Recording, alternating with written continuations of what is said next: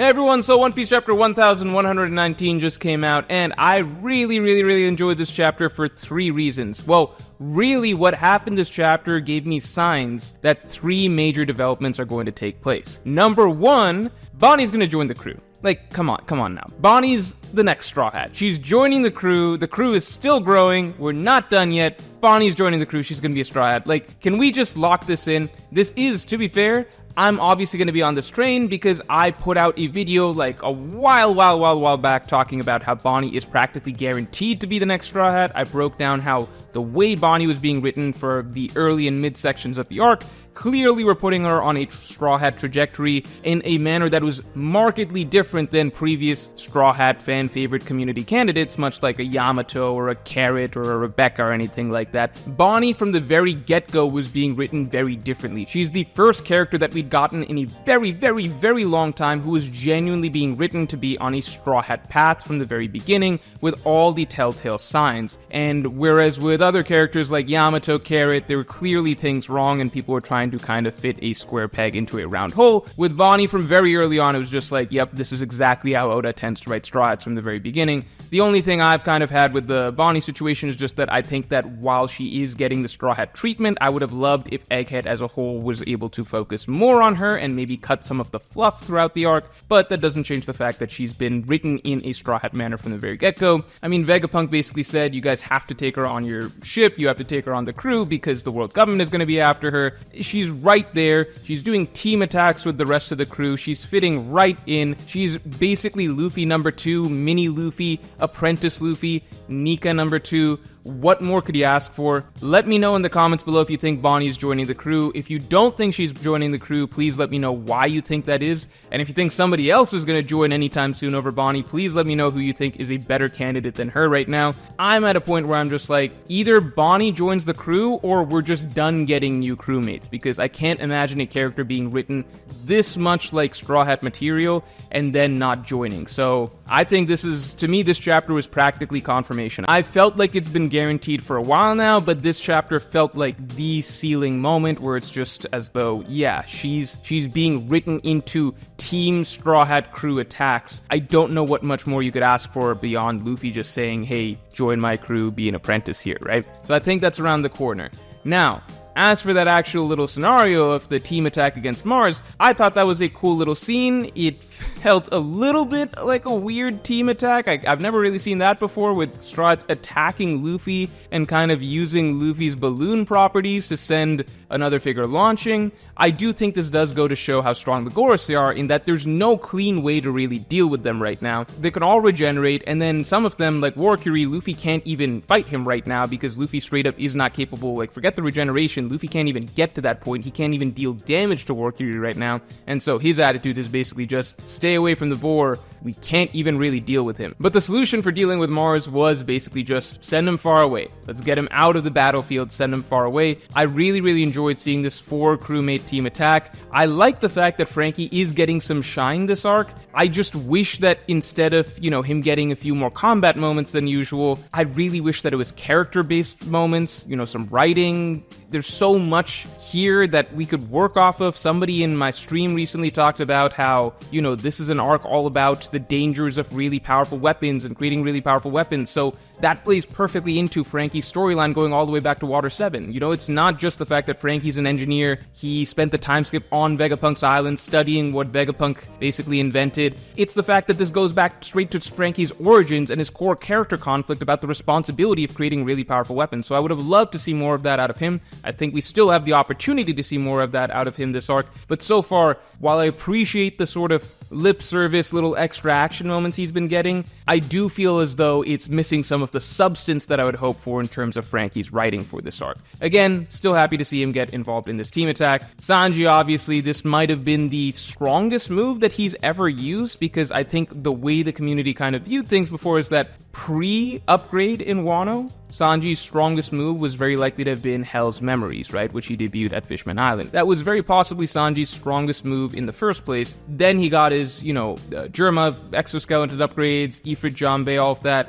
This seems like it would logically be the strongest attack he's ever done because it's kind of combining what he had before with his new upgrades, and voila, you get an attack like this. I feel like it'll be similar to when we finally get to see Zoro use Ashura, because Zoro used Ashura and it was kind of his strongest attack ever against Kaido. Then later on, Zoro kind of mastered how to use Conqueror's Haki at will in the King fight, so I would love to see Zoro kind of blend Ashura with his new Conqueror's Haki, General Mastery, King of Hell mode or whatever, and see what happens there. So I guess we got a glimpse of Sanji's current ceiling just now with this move that he used to help against Mars. I do think that down the line we will get to see one day Sanji just fighting Mars straight up as his Gorosei opponent at the end of the story, so I think Sanji's still got some ways to go to get there, obviously, so we can imagine that there's more upgrades. And finally, Bonnie, controversial Bonnie. I think people don't view it as big of a deal now because obviously she doesn't seem to have the full gamut of Luffy's abilities. All she really did was a Gear 3rd move, not any of the crazy reality warping Nika stuff that we're used to.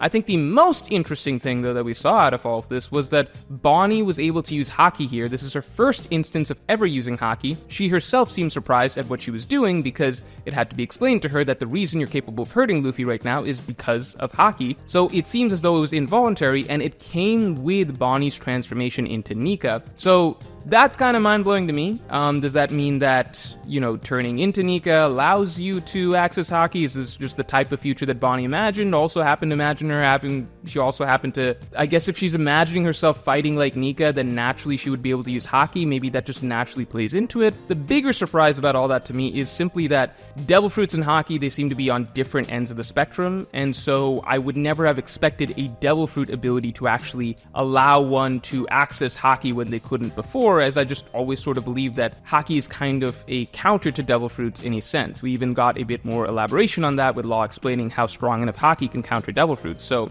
I just always thought that Devil Fruits are Devil Fruits and Haki is Haki, and the idea is that there's a distinction there, and Devil Fruits cannot allow you to get greater Haki. That was just my assumption, but with Bonnie's case, that seems to be, the possibility. It could just be her tapping into the Haki that she will one day develop in the future, but I think very interesting there. Now, the second interesting point that came out of this chapter, the second sign of good things to come, at least in my opinion, is Vegapunk's speech is not done yet. I was somewhat upset about the conclusion of Vegapunk's speech because I felt like he gave out all of this information, but he left out the one crucial, nitty-gritty, most important thing, which is who should the world maybe be upset with right now? The world government, right? That's the real juicy meat of what he could be telling everybody right here, which is that, hey, the world government is really bad for these reasons. We still see the reactions of, Marines are thinking, wait, who could have killed Vegapunk? Certainly not the world government. I wonder who did it. Even if you want to say, well, Vegapunk technically doesn't know that the world government is the one that blew up Lulusia Kingdom or anything like that, that's fine. But then really, what is the point of all this other information you're spewing out about how, the water levels are going to rise, and it's likely due to ancient weapons that are going to be fired, and these ancient weapons took place in the war 800 years ago, and the world government was basically one of the two big factions of that war, and all the other things that Vegapunk knows about how evil the world government is, the fact that from the Ohara flashback that we saw with Vegapunk and Dragon, they were discussing basically how Vegapunk's goals are to turn against the world government at some point and to free the world. With all that being said, couldn't Vegapunk throw into his speech some tidbits about how evil the world government is that the people don't know about? Even if Vegapunk doesn't want to speculate that the world government specifically is the ones that are blowing up islands at this point, he could take an educated guess, but if he doesn't want to speculate, that's fine. But two, he could list out a lot of other things that the world government has done that the people just don't know about, because this seems like the greatest opportunity. The one thing that we, the readers, all the people, the good guy characters in the One Piece world, the revolutionaries, Shanks, Whitebeard, what they would all love for the world to know and find out and realize is that, hey, the world government is evil. It would be such a good thing for the world to just find out that the world government is evil. It's kind of what we've all been waiting for, in story and out of story, like the readers themselves. And this is the one opportunity where you have the whole world's ear. I wish Vegapunk could have said something, but now it's been established that his speech is still going. So there's still some more for him to spill. So I'm really crossing my fingers and hoping that we've got a bit more to come from Vegapunk's speech, where he can at least blame the world government or paint paint the world government out in the light that we know it is, just because this is maybe the one opportunity that we're gonna get for a long while.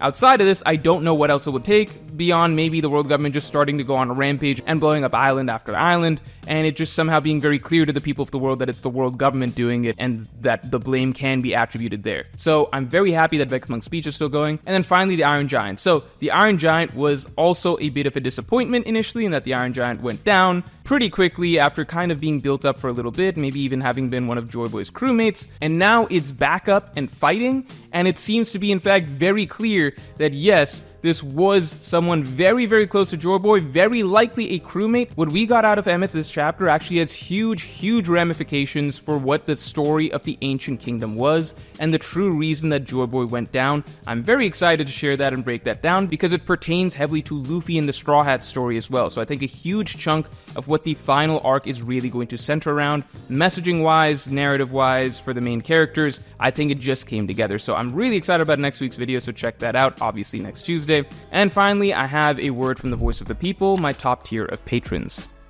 Lane Iwakura says, the robot and the transmission coming back online was definitely some Oda trolling, because it really seemed like he said nothing and threw a cliffhanger at us before lol. I think Oda really played us with the Vegapunk and robot moment, because I think with both things, I think a lot of people were somewhat disappointed that Vegapunk's speech ended the way that it did, with many people saying, wait, why did it take this many chapters just to say that chunk of information? Many people felt that it could have been shortened. I, for example, felt that he left out a key piece of information that would have been really good for the rest of the world to know, and would have been a perfect note for him to kind of go out on by making a huge difference on the world. And then the robot, I think people were starting to get really excited about what the robot was going to do, and then just having it go down so easily to the Gorosei was basically a bit of a letdown. I think a lot of people kind of accepted it and just let it go, and kind of felt like, you know what, I guess Vegapunk's speech, he said what he had to say. The robot, who expected it? Maybe we had too high expectations for it to be strong. I love that Oda knew exactly how he was playing us and exactly how he would feel, because that's why it's dramatic to throw in the twist that no, the speech is not done yet, and yes, the robot is in fact very strong, in fact stronger than you all probably imagined. So we kind of went from, oh man, I guess the robot just wasn't that strong at all, to, whoa, the robot just did something that even Luffy has so far not been able to do. So that feels very fitting for a former crewmate of Joy Boy's, and kind of a way to debut his strength. So I really like that little dramatic twist that Oda did, and he does really know how to play on readers' expectations and hit us with twists and surprises. So that's all for this week's video. Definitely watch out for next Tuesday's video, and I will talk to you all later.